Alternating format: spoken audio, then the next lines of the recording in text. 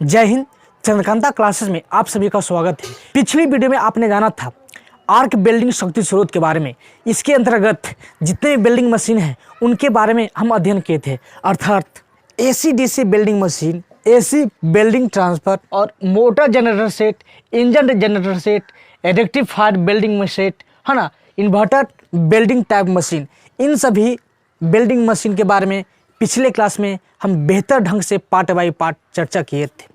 ये सभी arc welding process है, यानी इन सभी से आर्क उत्पन्न किया जाता है, इसलिए इन सभी को आर्क वेल्डिंग मशीन के नाम से जानते हैं। लेकिन आज हम एक डीसी वेल्डिंग सेट में एक पोलरिटी होता है और पोलरिटी के बारे में आज हम विशेष तौर पे चर्चा करेंगे, यानी ध्रुवता। आप इस ध्रुवता से आप समझ सकते हैं कि ध्रुवता यानी ध्रुव, एक नॉर्थ पोल और एक साउथ पोल होता है।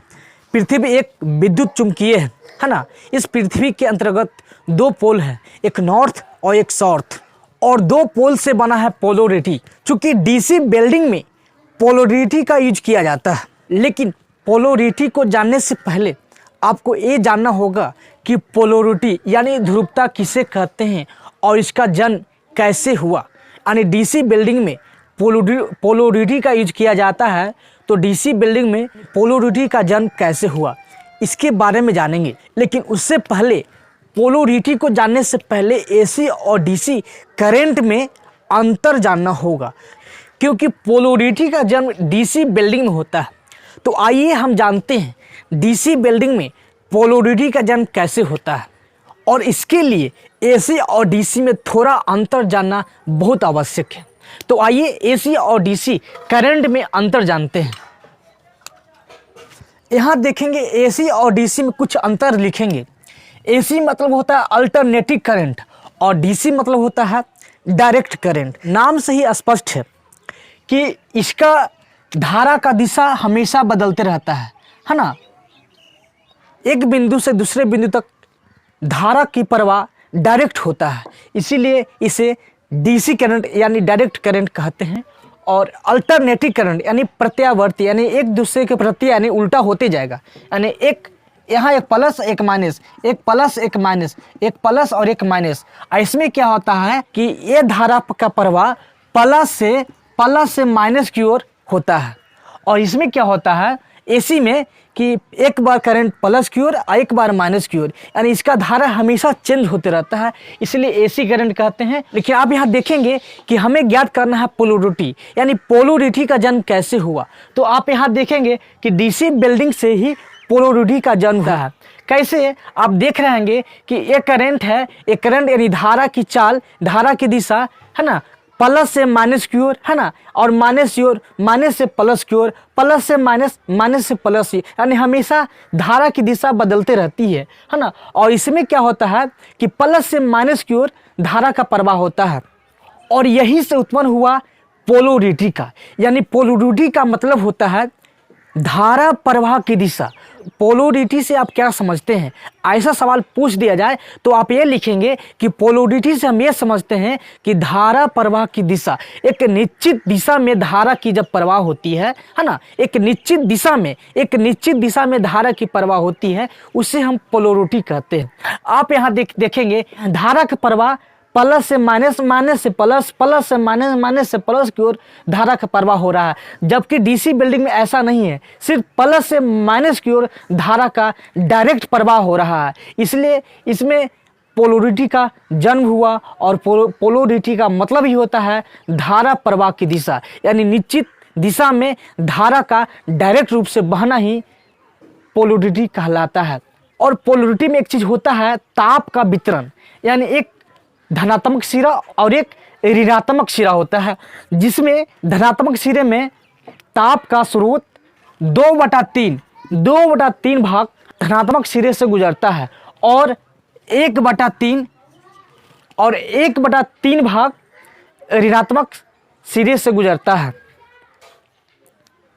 ऐसा डायरेक्ट करंट में देखा गया है कि इसका ताप का वितरण जो होता है एक सिरे पे यानी प्लस पर 2/3 यानी 66% ताप धनात्मक सिरे पे रहता है, और 1/3 यानी 34% ताप ऋणात्मक ध्रुव पे रहता है, यानी ताप का बंटवारा यानी उष्मा का बंटवारा डीसी करंट में संभव है और यहीं से उत्पन्न होता है पोलरिटी का। अतः आप समझ गए होंगे कि पोलरिटी का जन्म सिर्फ डीसी बिल्डिंग में ही संभव है, एसी में नहीं, है ना। अगर आपसे कोई पूछ दे कि पोलरिटी किस में होता है, एसी में या डीसी में, तो आप कहेंगे कि डीसी बिल्डिंग में पोलरिटी होता है। चूंकि जब विद्युत आप पढ़ेंगे तो धारा और इलेक्ट्रॉन में अंतर को जानेंगे।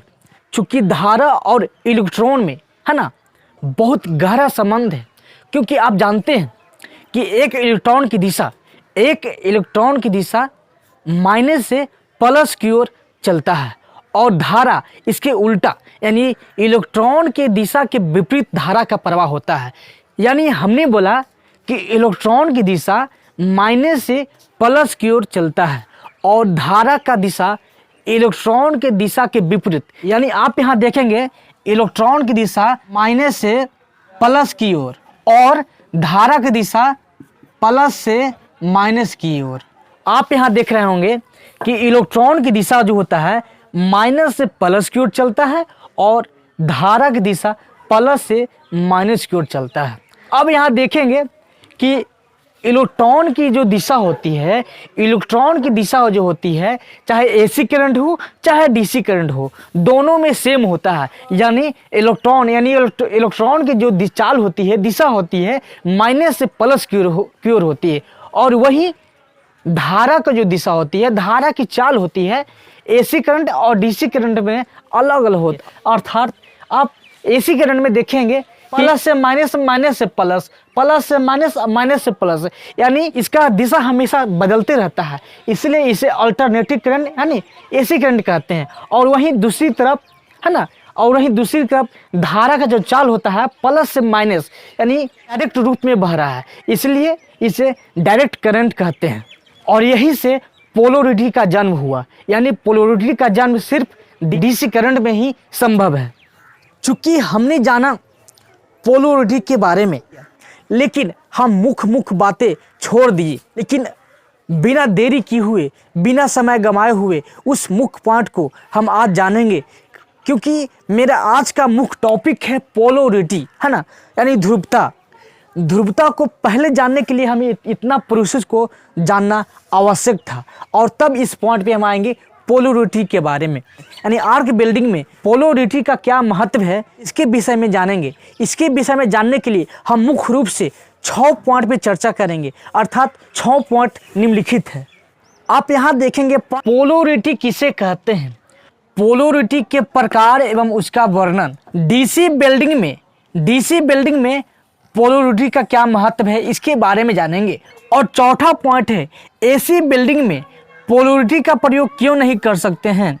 और 5वां पॉइंट है पोलरिटी का निर्धारण कैसे करते हैं। और 6ठा पॉइंट है बिल्डिंग के दौरान गलत पोलरिटी का चयन अगर हो जाए तो क्या क्या परिणाम होगा। इन्हीं 6 पॉइंट पे आज चर्चा करेंगे, लेकिन वीडियो बहुत लंबा हो जाएगा, इस कारण इनमें से कुछ पॉइंट को हम नेक्स्ट वीडियो में लेकर आएंगे। तो चलिए वीडियो को बिना देरी के हुए हम पहला पॉइंट की तरफ चलते हैं, पोलरिटी किसे कहते हैं। चूंकि हम सबसे पहले ही बताए थे कि पोलरिटी का मतलब ही होता है करंट चलने की दिशा, यानी धारा प्रवाह की दिशा को ही पोलरिटी कहते हैं। यानी डीसी करंट में धनात्मक सिरे से धारा का प्रवाह होगा, यानी धारा प्लस से माइनस की ओर बहता है, इसी में पोलरिटी का जन्म होता है। दूसरा सवाल क्या है कि पोलरिटी के प्रकार एवं उसका वर्णन, है ना। पोलरिटी 2 प्रकार की होती है ना, स्ट्रेट पोलरिटी और रिवर्स पोलरिटी, और उसका हम वर्णन करेंगे। तो ये पॉइंट जो है हम नेक्स्ट वीडियो में लेकर आएंगे, क्योंकि ये पॉइंट को बताने के लिए मेरे पास उतना समय नहीं है। हम अगले पॉइंट में इस पोलरिटी के प्रकार एवं इसका वर्णन करेंगे। अगला पॉइंट है डीसी बिल्डिंग में पोलरिटी का क्या महत्व है।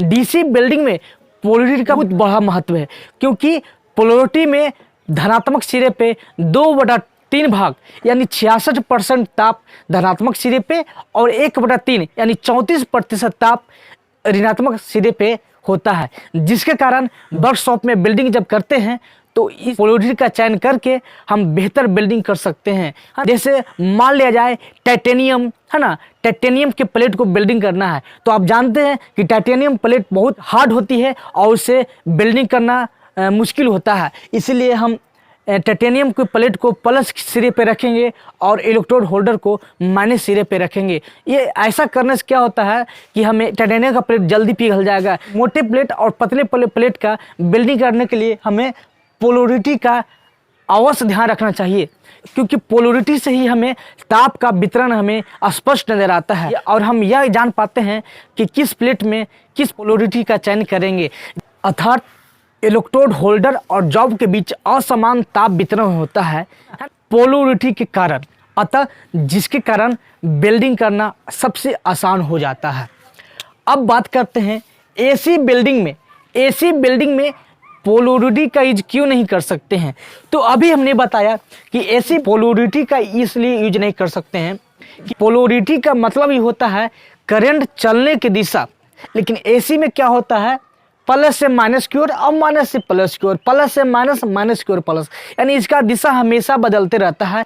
इस कारण इसका ताप जो होता है, ताप का जो बंटवारा होता है समान रूप से वितरण होगा, यानी जितना प्रतिशत भाग प्लस पर होगा उतना प्रतिशत भाग माइनस पर होगा। यानी आपसे पूछ सकता है कि एसी बिल्डिंग में ताप का बंटवारा होता है दोनों सिरे पर कितना कितना होता है, तो आपका तो उत्तर होगा बराबर, यानी दोनों सिरे पे बराबर ताप का वितरण होगा। और डीसी बिल्डिंग में ताप का असमान वितरण के कारण ही पोलैरिटी का यूज किया जाता है, जो कि बिल्डिंग में बहुत अच्छा होता है। तो आप समझ गए होंगे कि एसी बिल्डिंग में पोलैरिटी का यूज क्यों नहीं किया जाता है।